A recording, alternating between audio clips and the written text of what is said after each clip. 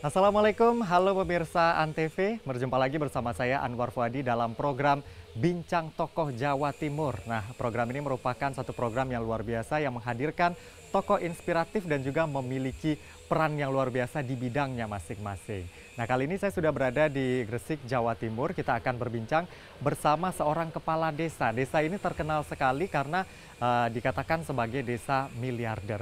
Orang ini kalau kita cari di Google namanya banyak sekali prestasi yang keluar. Siapakah dia? Langsung saja kita temui kepala desa yang luar biasa ini bersama saya Anwar Fuadi. Assalamualaikum, halo Pak Kades. Waalaikumsalam.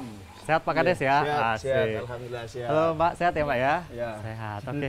Terima kasih sudah menerima tentunya ini di Padepokan Pak Kades ya Pak ya? Ya, Padepokan yang silakan duduk. segar sekali. Ya, terima kasih di tengah Gresik yang panas gitu ya, tempat ini adem sekali ya, tempat diskusi dan tempat berbincang juga tentunya bersama Pak Kades. Ini yang saya perkenalkan tadi pemirsa, seorang kepala desa namanya Abdul Halim ya, biasa dipanggil juga Ki Begawan.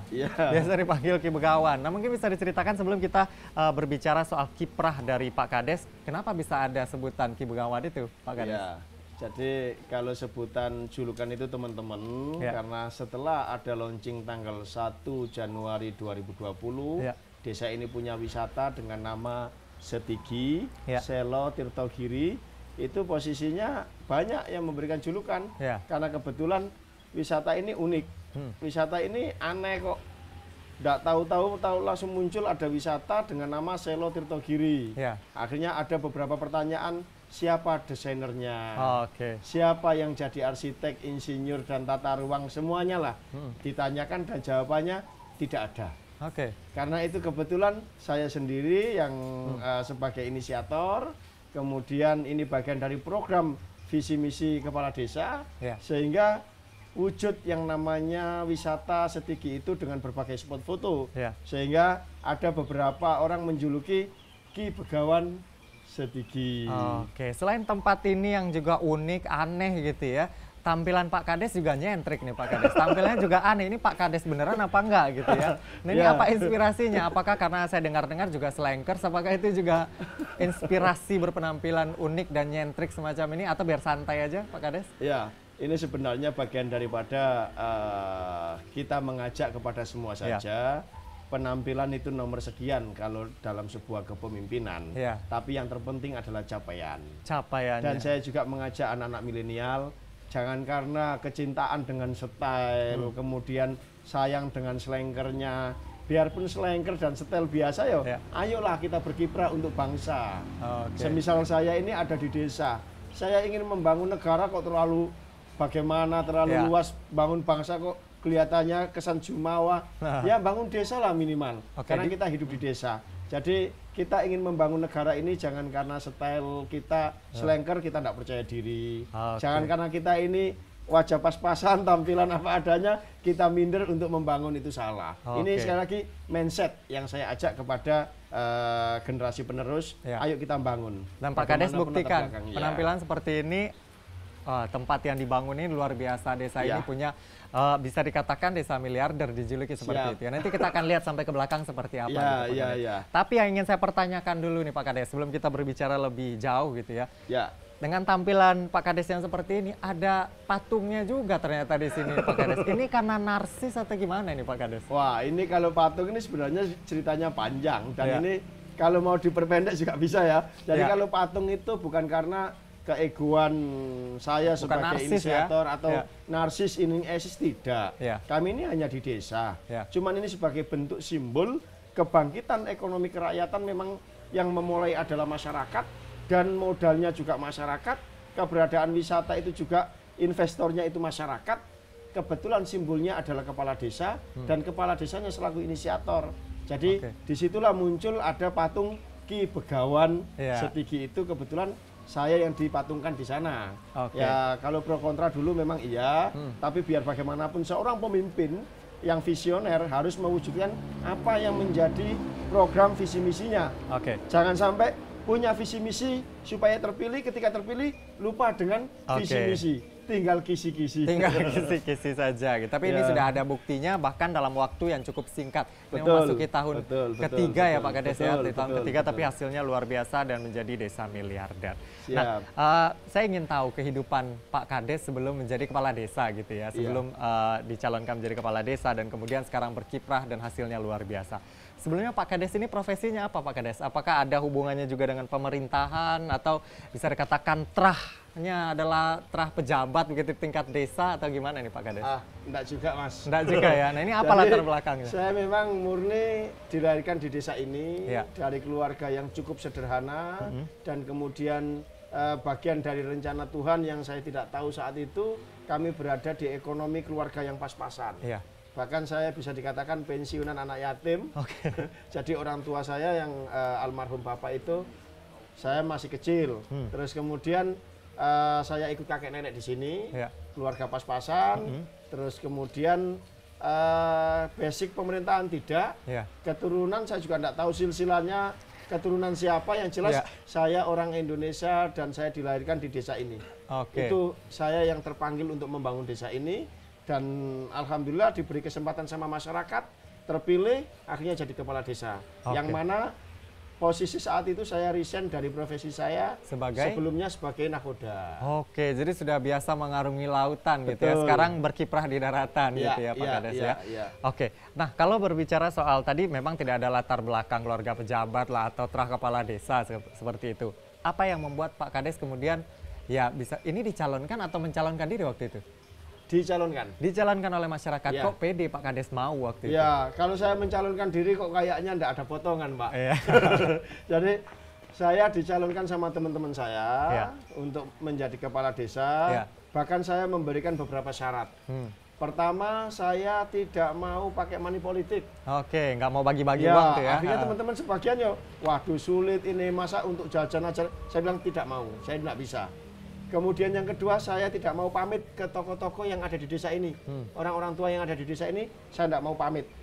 Terus kemudian, ya itu pun sulit. Akhirnya kontroversi dan sebagian teman saya juga akhirnya tidak mendukung saya. Tapi saya sampaikan, ketika bicara kita mau untuk adil, itu memang sulit. Jadi mengawal keadilan itu pun kita mulai dari pola tidak satupun kita istimewakan. Saat itu maju ya saya enggak pakai money politik, saya juga enggak pakai pamit tokoh-tokoh masyarakat. Jadi yang jelas kalau diamanati akan saya lakukan. Gitu. Dan alhamdulillah ternyata saya diamanati dari 3 calon, saya bisa terpilih. Dan setelah itu saya langsung baru ketika sudah terpilih saya pamit ke rumah-rumah warga saya. Dengan 2.000 rumah ini saya datangi satu persatu. Termasuk rival saya. Tapi nggak bawa uang ya? Nggak pakai uang, kan sudah terpilih, tinggal dilantik. Jadi saya sampaikan demokrasi pilkada sudah selesai. Kalau saya ada salah, teman-teman ada salah, saya minta maaf. Sekarang ini adalah demokrasi membangun desa. Saya minta dukungan dan minta doanya. Dan itu sama, baik yang ekonomi bawah ataupun yang menengah. Bunyinya sama, saya datangi satu-satu, tapi sama bunyinya. Saya hanya minta maaf ketika waktu pilkades, dan saya minta doa dan dukungan waktu membangun desa ini. Membangun desa. Tapi menjadi kepala desa apakah sesuai dengan yang dibayangkan oleh Pak Kades sekarang? Wah, ini banyak keajaiban ternyata ya. Yang dulu itu saya hanya ingin memberikan sesuatu yang terbaik untuk desa ini karena saya menyadari lahir di sini dan saya punya cita-cita matinya di sini. Punya cita-cita mati di sini. Jadi akhirnya saya pengen memberikan yang bermanfaat untuk masyarakat. Tidak ada niat saya memanfaatkan masyarakat. Tidak ada niat memanfaatkan masyarakat. Lalu manfaat apa yang sudah diberikan oleh Pak Kades kepada masyarakat di desa ini dan kenapa kemudian Pak Kades ini begitu populer begitu ya, tidak hanya di Jawa Timur tapi juga seantero negeri ini. Nanti kita akan bahas, tetaplah bersama kami dalam program Bincang Tokoh. Terima kasih pemirsa, Anda masih bersama kami, tentunya masih dalam program Bincang Tokoh, masih di Padepokan, kepala desa yang luar biasa, kepala desa nyentrik yang membawa desanya begitu ya, dari desa yang bisa dikatakan tertinggal ya Pak Kades ya, menjadi desa yang sekarang dijuluki sebagai desa miliarder gitu, luar biasa pendapatannya di desa ini. Nah tadi Pak Kades sudah menceritakan bagaimana prosesnya kemudian bisa menjadi kepala desa. Nah, pada saat awal menjadi kepala desa, tentu melihat daerah sekitar. Mau bikin apa saya selama masa jabatan ini? Apa yang terpikir waktu itu Pak Kades? Ya, jadi yang jelas ketika sudah terpilih, saya berpikir saya harus sesegera mungkin menuntaskan apa yang menjadi janji saya kepada masyarakat. Karena biar bagaimanapun saya terpilih itu karena saya punya visi misi saat itu yang sudah menjadi peraturan pemerintah. Siapapun yang mencalonkan kepala desa harus menyetorkan visi misinya. Kemudian di situ ada tertera, saya harus bikin lahan wisata, saya juga harus buka lapangan kerja, saya juga harus meningkatkan net profit BUMDesa, saya juga harus sesegera mungkin bikin gedung serbaguna dan yang lainnya. Di antaranya wisata, sehingga segera saat itu memang. Cuman yang menjadi polemik ketika lahan tidak ada. Lahan tidak ada, yang ada itu hanya tempat pembuangan sampah. Akhirnya yang saya pikirkan ketika kondisi masyarakat yang berpola hidup ini sebebas-bebasnya dalam buang sampah, kita tertibkan. Jadi tertibkan buang sampah, kemudian induk pembuangan sampahnya kita bersihkan, kita alihkan untuk dikelola, sehingga lahan itu terhempar 5 hektar, itu menjadi lahan kosong dan akhirnya kita jadikan sebuah wisata. Dengan waktu yang singkat, hanya 1 tahun, itu pun dengan kondisi desa masih berkembang. Dari tertinggal menjadi berkembang, kita bersihkan, akhirnya menjadi desa maju dengan dana dari tabungan. Karena apa? Sebagai pemimpin meskipun hanya sekelas desa, kita harus memberikan yang terbaik kepada Pertiwi ini. SDM-nya kita gali. Sumber daya alam kita gali. Sumber daya alam adalah lahan, SDM terkait manusianya. Kita ajak menabung 8.000 per hari, akhirnya dana itu dipakai membangun wisata. Membangun wisata. Tapi mengajak masyarakat untuk ikut, ini khayal ini. Kepala desa kok mimpinya tinggi sekali gitu. Bagaimana mengajak masyarakat untuk ikut? Jadi mengajak masyarakat untuk ikut itu, ya kita bersyukur juga ketika masyarakat sudah cerdas, tinggal masyarakat itu peluangnya saja, sekaligus yang memberi komando. Saya mengajak masyarakat itu bukan hanya dengan sebuah aturan atau retorika saja, atau himbauan ayo kerja, tidak, tapi dengan bukti nyata. Jadi awal jabat selama 3 bulan 100 hari itu, saya posisinya kerjakan perbatasan-perbatasan di desa dan di kampung-kampung membersihkan bersama perangkat desa, tidak mengajak masyarakat. Jadi selama 3 bulan itu saya dan perangkat, saya ajak bersihkan lingkungan. Kalau ketemu pendukung saya ya dia juga ikut membantu cepet-cepet. Kalau yang tidak mendukung ya kadang-kadang buang muka. Ini kan masih baru, masih awal-awal, masih awal-awal jabat. Masih jadi panas ya. Intinya mengajak masyarakat itu dengan tauladan, bukan dengan retorika atau ajakan lesan, tapi ajak dengan tauladan, perbuatan. Ada aksi terlebih dahulu, kemudian masyarakat ikut. Nah, yang menjadi sorotan di sini, menjadi perhatian begitu ya dari masyarakat adalah desa ini mampu mengembangkan usaha dari desa sendiri, BUMDes, sehingga penghasilannya juga miliaran rupiah. Nah, ini apa saja mungkin unit usahanya di desa ini? Ya, unit usaha BUMDes awalnya itu hanya PAM, jadi air untuk masyarakat, pengolahan air untuk masyarakat, kemudian kita kembangkan menjadi ada sektor terkait unit spot, terus kemudian ada lagi unit lingkungan desa, kebersihan tadi nangani sampah, kemudian ada unit sektor kerajinan tambang, dan juga ada lagi unit wisata yang populer itu. Terus kemudian terus kita lakukan, kita gali potensi. Yang jelas yang saya sampaikan kepada masyarakat sekaligus kepada perangkat, umat ini tidak akan berubah kalau umatnya tidak mau merubah. Dirinya, Ini yang kita sampaikan, dan akhirnya benar dengan komunikasi yang baik, kemudian dengan transparansi yang baik dalam keuangan, ajakan-ajakan itu bertambah, akhirnya wujud. Jadi kalau tantangan itu iya, perlawanan juga iya, tapi semuanya itu ada solusinya. Jadi jangan sampai nyerah ketika ada yang tidak sepakat atau tidak sepaham. Jangan pernah memaksa kucing untuk berenang. Kalau kucing biarkan tetap jadi kucing, yang berenang cukup ikan. Jadi masyarakat yang tidak sepakat jangan dipaksakan. Biar dia hidup dengan komunitasnya, menjadi bagian kritik yang positif untuk kita. Nah, kalau tadi sudah saya sampaikan juga bahwa pemberitaan desa ini tuh luar biasa begitu, sangat bombastis sekali. Waktunya singkat, tapi penghasilannya luar biasa. Bahkan ini masih tahun ketiga Pak Kades membangun dari nol pada saat itu. Ini manajemennya seperti apa Pak Kades untuk bisnis-bisnis ini? Kan ini dikelola sangat profesional begitu kelihatannya seperti itu. Nah, ini bagaimana bisa dijelaskan? Jadi yang dulunya itu hanya diatur oleh ketua sama staf. sekarang kita rubah.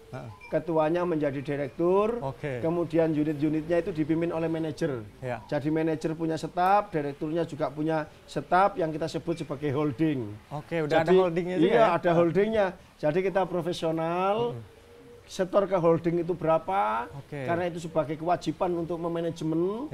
Terus kemudian dari unit-unit masing-masing unit itu juga punya target-targetan.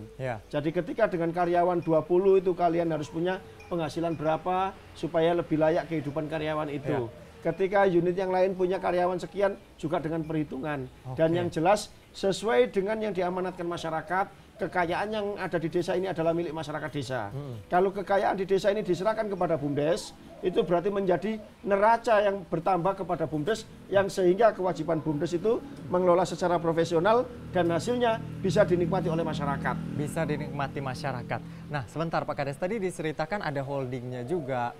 Keuangannya ditata dengan baik, pembukuan dan lain setorannya semua gitu. Pak Kades ada basic pengusaha atau gimana nih Pak Kades untuk membuat manajemen yang luar biasa ini? Iya, saya juga kadang-kadang itu heran Mas. Saya ini tidak ada basic ekonom, tapi saya optimis karena orang kaya di negara ini, orang kaya di dunia ini tidak ada pakar ekonom. Jadi yang jelas kita bergerak, kita bekerja yang ikhlas. Tuhan tidak akan tinggal diam, pasti memberikan yang terbaik untuk kita, yang mau kerja keras dan kerja ikhlas. Oke, yang membantah datang ke sini, ada contohnya. Ada gitu, contohnya, ini bukan retorika, bukan mimpi, dan bukan desa fiktif. Real. Sekapuk itu milik Gresik, milik Jawa Timur, milik Indonesia. Dan kita ada di sini pada hari ini untuk menyaksikan itu gitu ya. Pak Kades, kemudian di sini kan tadi tujuannya adalah bagaimana masyarakat bisa berdaya begitu ya dengan apa yang dibangun. Pak Kades melihat saat ini apakah kemiskinan sudah berkurang di sini atau pengangguran sudah bisa ditekan begitu dengan apa yang Pak Kades lakukan ini? Ya, alhamdulillah kemiskinan kalau ikut ketentuan pemerintah sudah berkurang, Pak. Bisa dikatakan tidak ada kalau dengan seruan yang ada cuman Pak Kadesnya. Karena rumah kayu dengan lantai plester ini kan layak dikatakan miskin, tapi kan bukan gitu.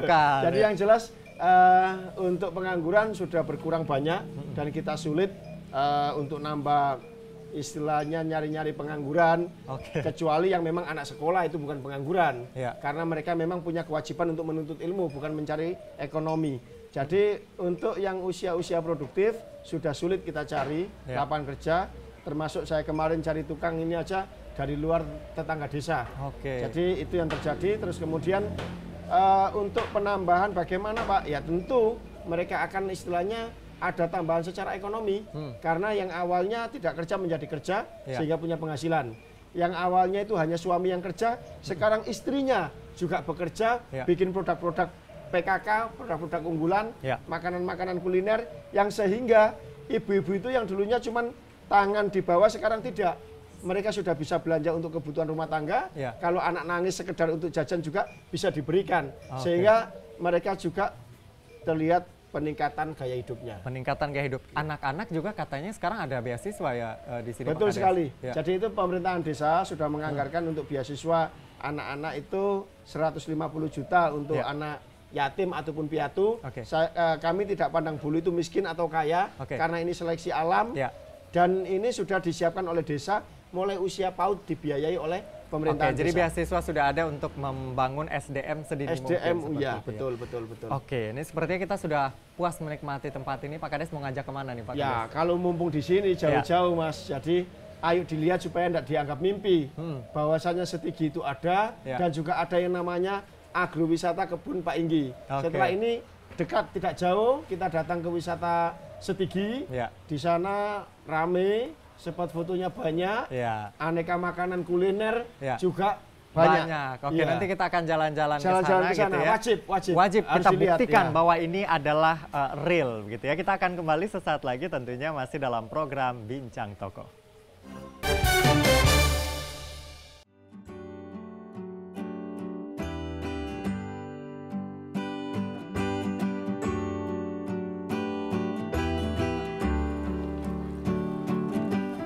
kita lanjut berbincang lagi nih Pak Kades. Kalau tadi kita dari pendopo, sekarang Pak Kades ajak kita untuk melihat beberapa spot yang ada di tempat yang sangat luas ini ya Pak Kades. Ini berapa luasnya Pak Kades? 5 hektar. 5 hektar. Nah sekarang kita lihat ada beberapa spot di sini. Mungkin bisa dijelaskan Pak Kades, yang di belakang ini apa ini Pak Kades? Kayaknya kita di zaman kerajaan begitu ya? Ya. Jadi ini menerangkan yang di sebelah saya ini namanya Candi Topeng Nusantara. Ini candi termuda dunia. Karena sampai saat ini masih berproses membangun. Di sini ada 60 aneka macam topeng dari berbagai provinsi. Untuk sampling di sebelah selatan sana ada topeng-topeng dan juga maskotnya topeng besar, topeng suku Asmat.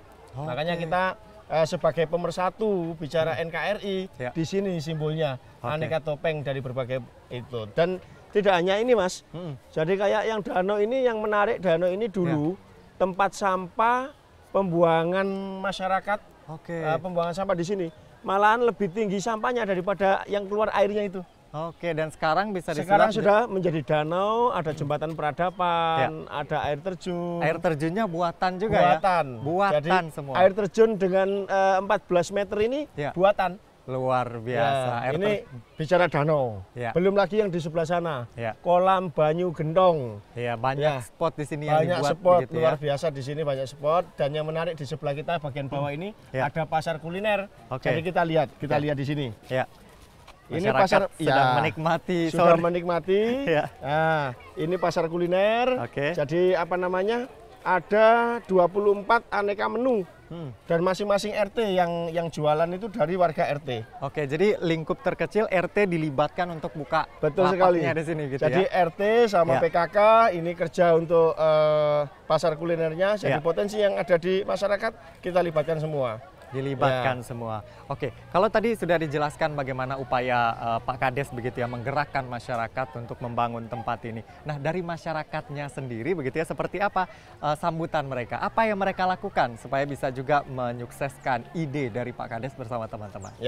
Jadi komunikasi kita lakukan, kita juga memberikan binaan kepada masyarakat. Terus kemudian dari PKK kita ajak sama-sama, kita berikan pelatihan. Dan kemudian dari kepemudaan ada Pok Darwis, kelompok sadar wisata, sekaligus ada Karang Taruna.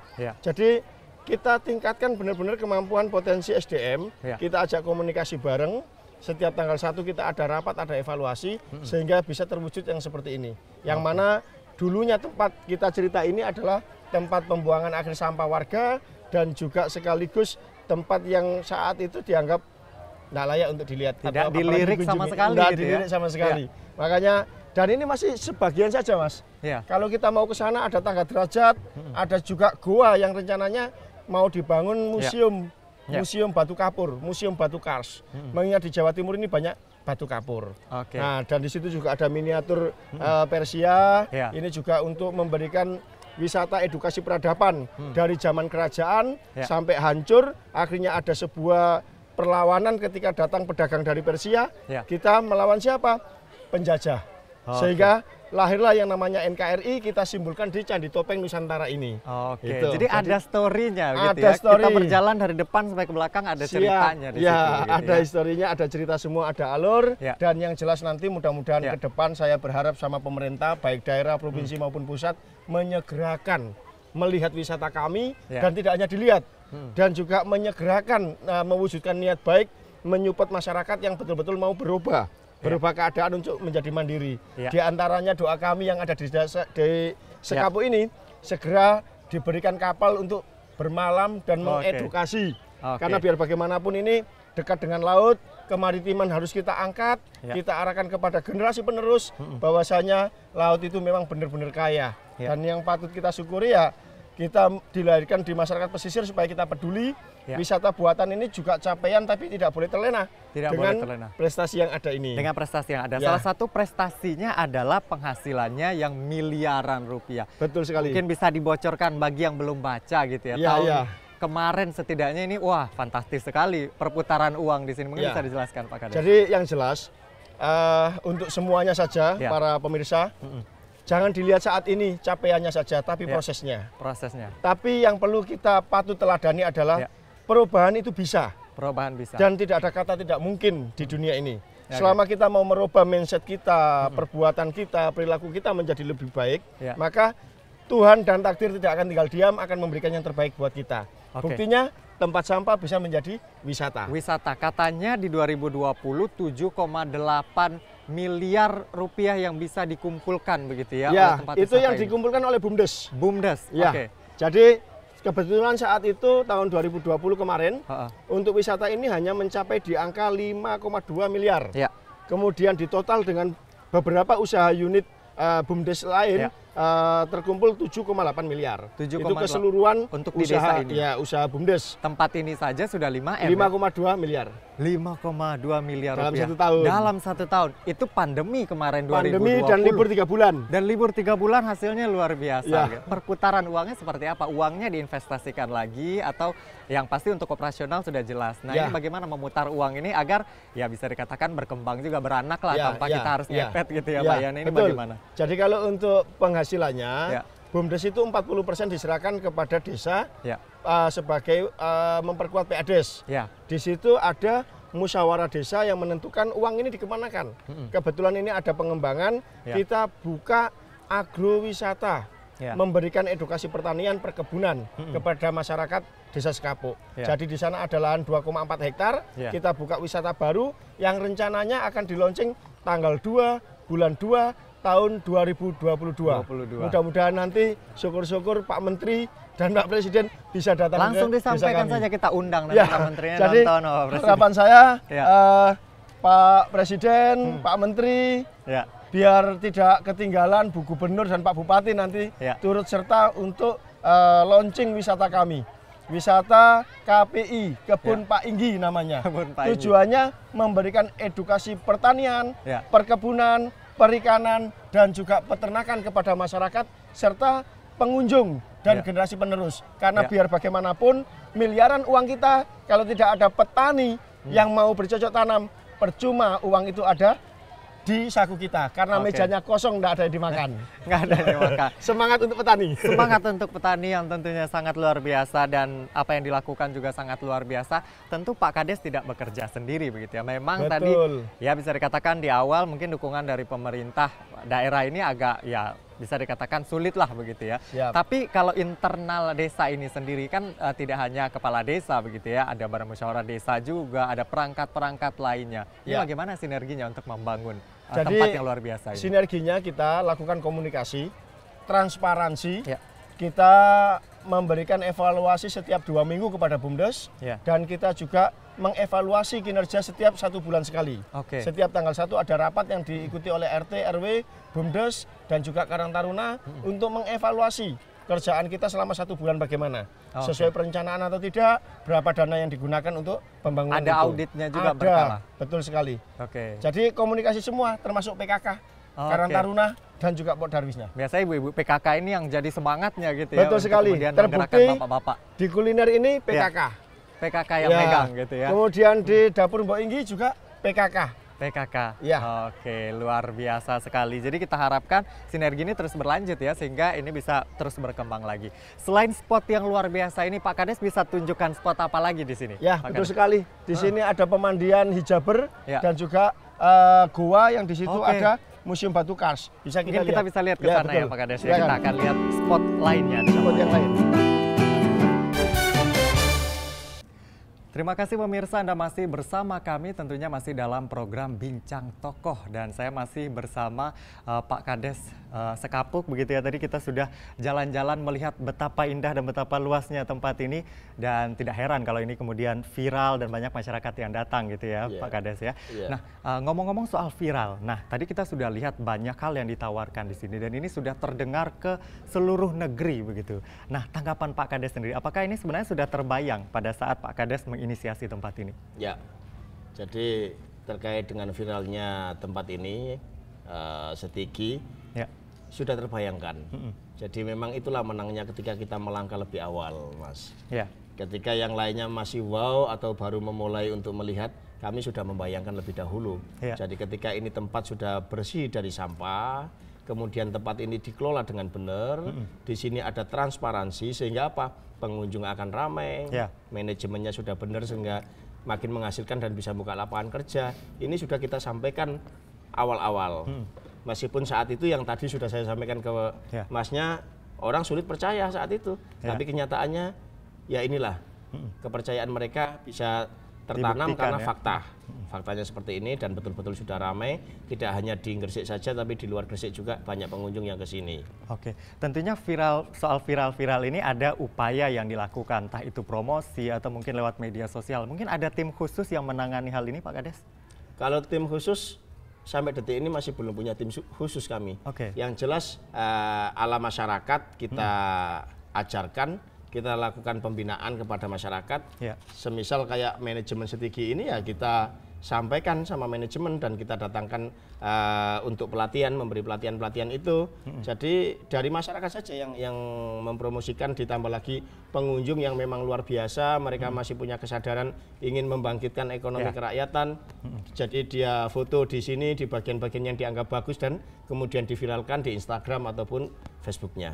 Oke, nah kalau kita berbicara viral biasanya sensasi lah, orang berantem dan lain sebagainya. Tapi ini tempat yang luar biasa yang viral. Ada tips atau trik khususnya mungkin dari Pak Kades yang disampaikan kepada teman-teman atau kepada tim begitu? Ya, kalau untuk teman-teman kita mau berpesan terkait dengan itu ya bahagiakan para pengunjung. Bahagiakan para pengunjung karena kita bicara dunia wisata. Jadi sampaikan apa yang ada di keadaannya. Ketika kita dapat kritik dan saran itu pun bagian daripada ilmu kita untuk makin maju. Kita terima. Ini kita kalau mau benar-benar membangun dan membahagiakan sesama. Jadi yang dilakukan oleh pihak Setigi adalah apa yang ada di Setigi itu yang ditawarkan. Mulai harga masuk, mulai pelayanan, mulai adanya pasar kuliner yang murah dan tanpa bahan pengawet, itu pun kenyataan seperti itu.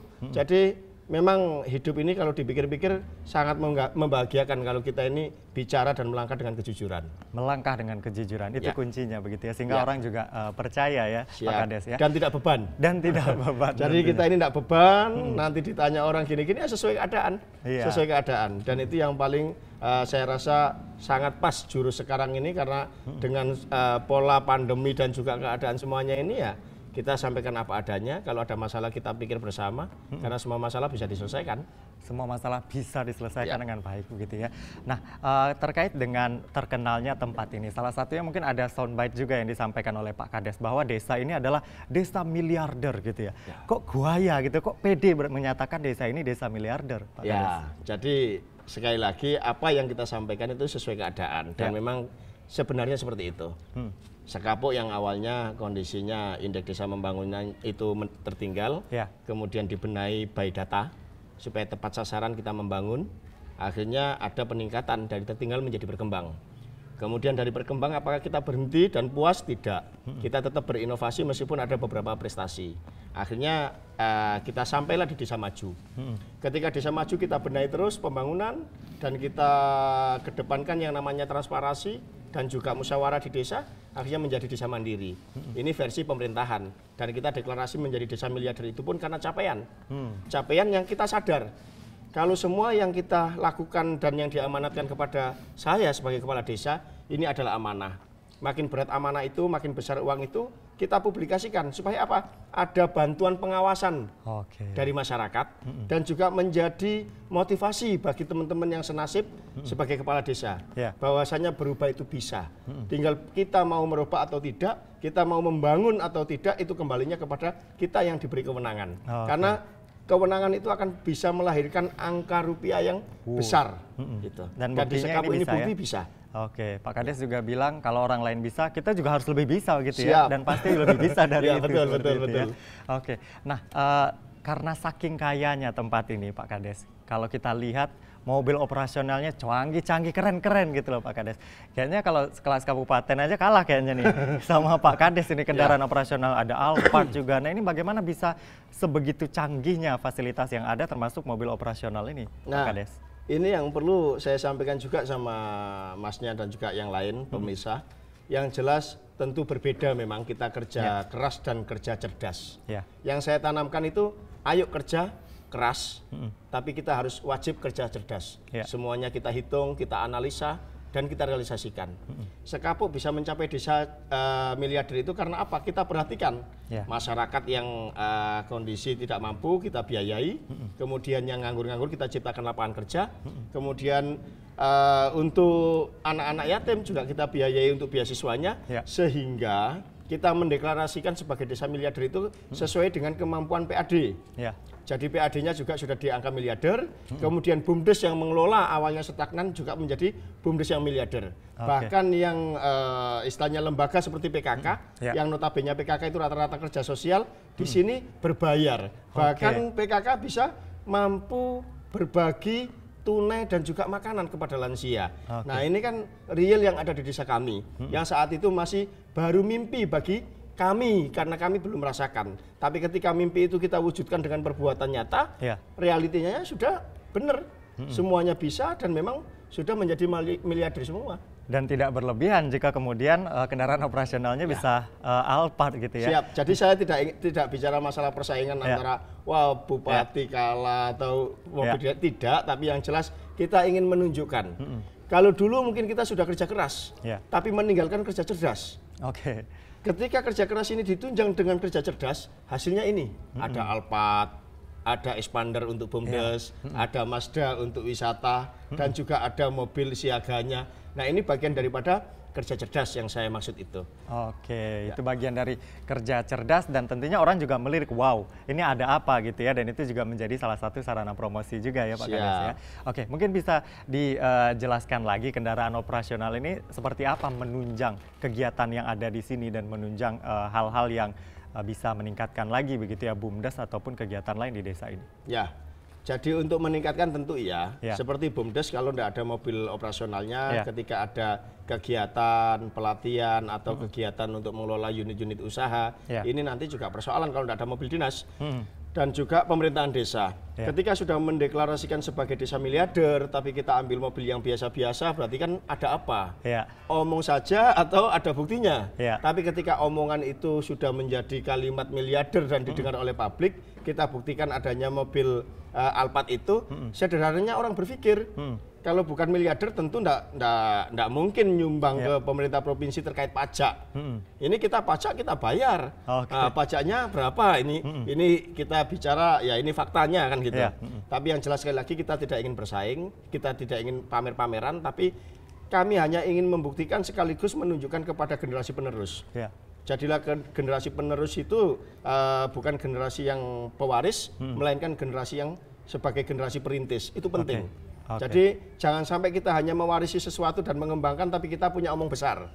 Tapi kerjalah yang cerdas, bikin inovasi yang baik, rintis sesuatu yang belum ada menjadi ada, dan itu menjadi kebanggaan kita hidup di dunia. Itu menjadi kebanggaan hidup di dunia dan ya itu yang bisa kita tularkan kepada orang lain gitu ya, karena pada akhirnya ya manusia hanya bisa memberikan contoh supaya bisa diteladani begitu ya. Dan Pak Kades ini dengan berbagai upaya yang dilakukannya begitu ya, ini mendapatkan banyak pujian juga, banyak penghargaan juga. Apa artinya ini bagi Pak Kades? Nanti kita akan bahas usai jeda pariwara. Tetaplah bersama kami dalam program Bincang Tokoh.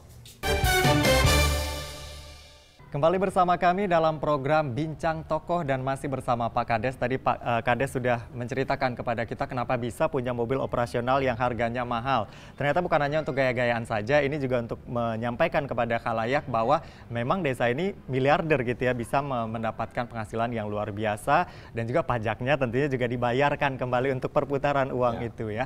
Nah, dengan berbagai upaya yang sudah dilakukan oleh Pak Kades ini, tak berlebihan rasanya kalau banyak yang memuji, banyak yang memberikan penghargaan begitu ya, baik ya secara pribadi atau juga secara institusi tentunya. Apa artinya bagi Pak Kades penghargaan-penghargaan yang diberikan ini? Jadi kalau bicara pujian, bicara penghargaan, ini manusiawi kadang ada nilai bahagia. Tapi pada hakikatnya kami ini hanya bisa berbuat yang bermanfaat untuk masyarakat. Tidak ada niat untuk memanfaatkan masyarakat. Ini yang perlu digarisbawahi dulu. Terkait itu anugerah dari hubungan sosial bermasyarakat, itu sah-sah saja, tapi paling tidak jangan pernah jumawa dengan prestasi-prestasi yang diberikan. Seperti halnya yang dialami Sekapuk ini, berbagai penghargaan, menjadi wisata terbaik se-Asia, menjadi dinobatkan menjadi wisata terbaik di Kabupaten Gresik ini. Jadi semuanya ini sebagai bentuk kita berterima kasih yang mengapresiasi itu, tapi bukan berarti bisa menghentikan kami untuk melakukan sesuatu inovasi meskipun ada prestasi. Ini yang saya tanamkan. Jadi untuk generasi muda masyarakat saya jangan sampai terlena dengan sebuah prestasi. Ayo kita tetap berinovasi. Karena kadang-kadang ya memang dua mata, kita dipuji terlena akhirnya lupa. Kita dapat reward, kita dapat piala akhirnya kita lupa. Nah, ini yang salah. Makanya kita tidak akan bisa naik lagi ke tingkat menjadi desa mandiri seperti saat ini kalau kita saat itu sudah berhenti menjadi desa yang berkembang. Nah, ini yang saya sampaikan kepada masyarakat dan juga kepada perangkat. Intinya ya benar, kita senang diapresiasi. Bahkan kita juga jengkel kalau tidak dipedulikan. Ini manusiawi, tapi bukan berarti kejengkelan kita itu lantas kita cuma diem, ini tempat sampah saya biarkan jadi tempat sampah. Karena kedongkolan saya sama pemerintah tidak diperhatikan, terus saya kemudian mengabaikan ini banjir dan kumuh, saya abaikan, tidak. Tapi kedongkolan, kejengkelan hati ini ayo dibuktikan dengan kerja nyata. Oke, buktikan bahwa ini sebenarnya memang hasil dari warga sendiri gitu ya. Oke, nah kalau kita berbicara terkait dengan bisa dikatakan dipuji oleh banyak orang. Kalau artis biasanya fashionnya jadi role model. Kalau Pak Kades, apa yang Pak Kades lakukan menjadi role model juga bagi daerah lain. Beban tidak sebagai role model untuk pengembangan sebuah desa yang dulunya bisa dikatakan tertinggal sekarang menjadi desa maju? Ya. Jadi pada dasarnya kita buka mata itu sudah beban karena kita hidup ya. Beban. Tapi yang jelas bicara role model kita sudah mempersiapkan. Penderitaan itu juga masalah, keberhasilan juga masalah. Itu yang kami alami yang di Sekapuk ini. Ketika Sekapuk sudah mencapai desa mandiri, Sekapuk sudah deklarasi desa miliarder, Sekapuk sudah punya wisata, itu persoalan. Persoalan yang membawa berkah diantaranya kita didatangi teman-teman yang senasib sebagai kepala desa, ingin berbagi cerita, success story-nya bagaimana, ini kita alami dan itu persoalan. Persoalannya apa? Mereka mau nambah ilmunya 2 hari saja susah, mau bermalam di mana. Sehingga kita harus melakukan percepatan pembangunan.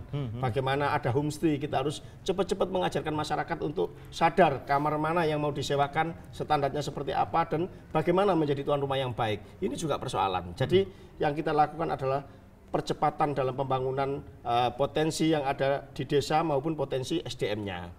Terus kemudian terkait dengan itu kita juga sudah menyiapkan di Sekapuk ada istilah PDDM, Pusat Diklat Desa Miliarder, yang saat ini sudah ratusan desa-desa yang dari Jawa maupun luar Jawa datang ke sini meskipun pandemi.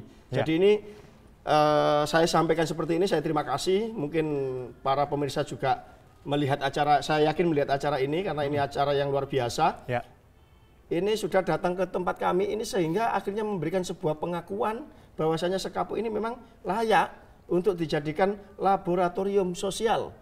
Jadi tidak hanya secara fisik ada bangunan, kemudian ada narasi di atas kertas, ini tidak lagi. Ini milenial, bro. Nah, jadi ini zaman-zaman milenial kita tidak boleh melawan zaman. Kita harus mengikuti zaman itu bagaimana dan menjadi bagian terpenting di zaman sekarang. Jadi laboratorium sosial itu bahasanya, kalau bisa itu masyarakat yang benar, yang bijak itu kayak di Sekapuk, ayo diikuti. Gotong royong, kita bangkitkan gotong royong. Pemerintahan yang benar memberikan layanan cepat, tepat, dan 0 rupiah, itu yang benar, ayo desa-desa yang lain jangan dipungut biaya kepada warganya. Kemudian kalau membangun potensi desa, tempat tambang, tempat sampah, dijadikan wisata itu bisa, ayo desa-desa lain yang punya bekas tambang, desa-desa lain yang punya masalah sampah, ayo dibangun. Karena jangan ada bahasa beda desa, beda potensinya, itu salah. Karena prinsipnya potensi itu akan lahir dari sebuah masalah. Bersyukurlah desa-desa atau kota yang punya masalah, berarti desa dan kota Anda itu cepat berkembang dan kaya akan potensinya. Itu patut disyukuri. Karena Sekapuk bangkit dari masalah. Kalau tidak ada keresahan itu tidak ada inovasi. Tidak ada inovasi. Nah, ini kalau yang ingin studi banding ke sini, prosesnya ruwet atau tidak sebenarnya? Karena banyak juga nih yang mau datang ke sini. Ya, selama ini kalau dibilang ruwet tidak juga karena sudah ratusan desa ke sini.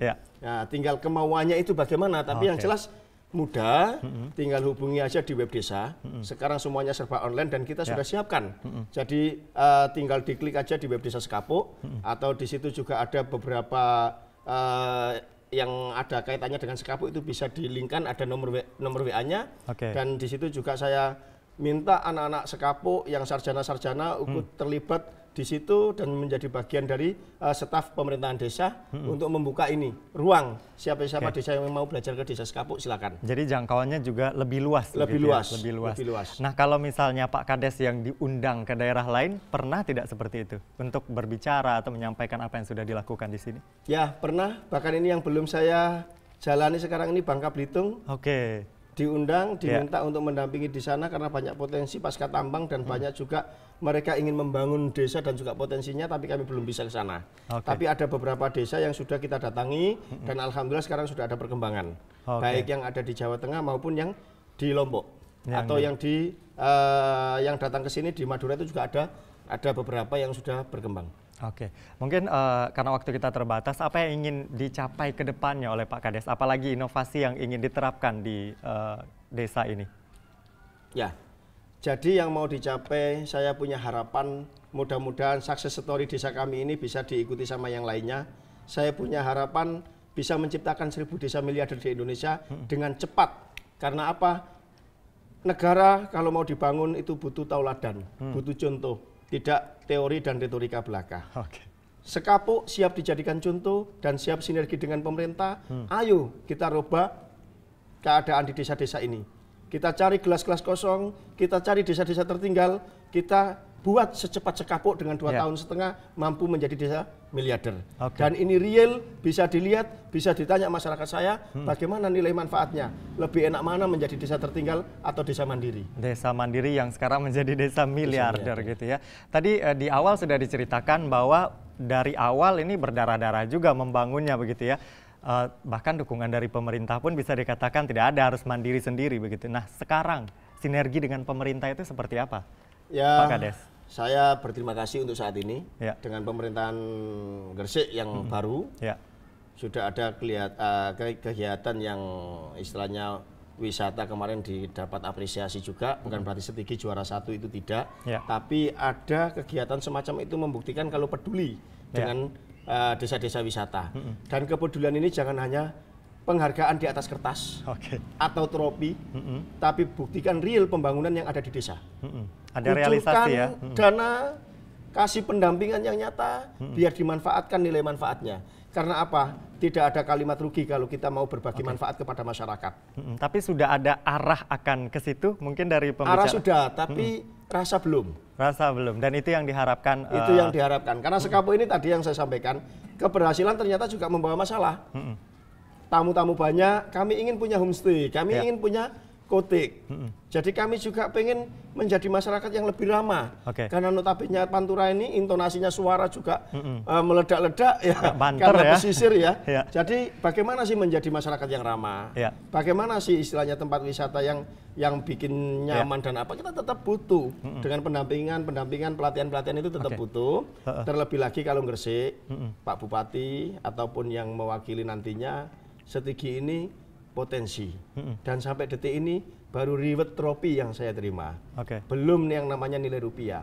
Saya ingin ada kapal di wisata kami juga bukan hanya keinginan belaka, tapi kapal itu memberikan edukasi kepada pengunjung, lebih-lebih masyarakat Gresik. Setigi jarak dengan laut hanya 7 kilo. Kalau itu diberikan edukasi kapal, ada yang namanya kapal ini ada kamar mesin, anjungan, ada ruang-ruang ABK yang nantinya untuk penginapan, sekaligus untuk edukasi dan tempat priwet atau yang lainnya, ini sangat menunjang dan bisa menjadi real, bukan hanya prestasi bupati, tapi prasasti seorang bupati. Gresik, Kota Sabandar, ayo dibangkitkan. Jadi itu yang diharapkan begitu oleh masyarakat yang diwakili oleh Pak Kades tentunya. Semoga beberapa waktu kemudian kita saksikan sudah ada realisasi nyata dan desa ini semakin maju dan penghasilannya bisa terus meningkat meskipun di tengah pandemi COVID-19. Terima kasih Pak Kades waktunya sudah menerima kami di desa ini dan semoga apa yang disampaikan tadi bisa menginspirasi masyarakat di seluruh Indonesia tentunya. Dan demikianlah program Bincang Tokoh, saya Anwar Fuadi. Terima kasih atas kebersamaan Anda. Wassalam.